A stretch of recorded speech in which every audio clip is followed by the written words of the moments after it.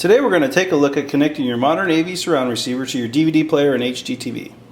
Now, looking at the back of a current generation AV receiver can certainly put a damper on an evening of enjoyment with your new equipment. Let's start by taking a look at the different kinds of connections that you will run into your journey to AV Nirvana.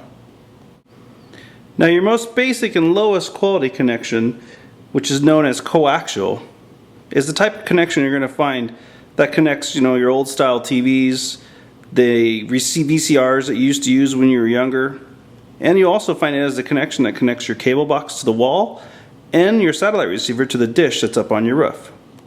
This one connection will pass both audio and video from pieces of equipment to other pieces of equipment, but at the lowest quality resolution and analog and sound only. This connection, which is composite video, is basically the lowest quality resolution for video, just like coaxial. This connection was video only and requires that you also connect an analog audio source between the equipment to pass your audio signal as well. The next step up in video quality is your S-Video connection. Now, S-Video is a connection that is also just video only, and it takes and separates your chrominance and your luminance channels between your equipment, which will increase your picture quality and give you a sharper black level on your TV.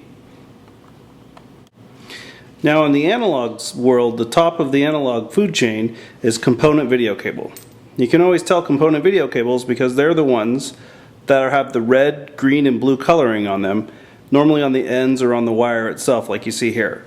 This will actually pass high definition video between components all the way up to the highest resolution 1080i that you can pass along a component video signal. A couple of years ago, this was the highest resolution that you could get, which is DVI, or Digital Video Interface.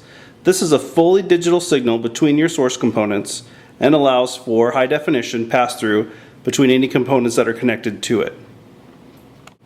Thankfully, the industry got tired of all these connections as well and finally converged and came up with a connection that's called HDMI, or High Definition Multimedia Interface. This one small flat connection basically passes all of your high definition audio and video between your source components or between your television and your high definition component.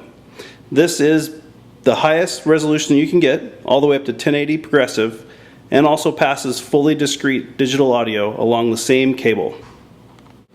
Now, before high definition multimedia interface, or HDMI, came to be, this would be basically what you'd look like for the cables you'd need just to connect a simple DVD player to a surround sound receiver. You've got a component video cable, a coaxial digital cable or optical cable, and you've got a set of RCA interconnects. Now, those RCA interconnects can be just a pair for stereo or up to 3 pairs to pass your DVD audio or multi-channel surround to a receiver that does not have a digital input like that. That's a lot of stuff for just one connection. Now, thankfully, with the advent of HDMI, you can now take a single connection between your components, plugging in the HDMI output of your DVD player like this into the HDMI input of your surround sound receiver. This one connection now passes all of your audio and video in true high definition and digital audio between your source components.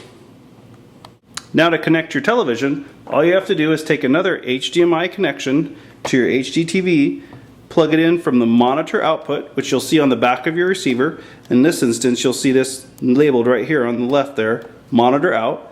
Take that connection, plug it into your high definition TV's HDMI input, sit back, and enjoy the show. That's all there is to connecting it.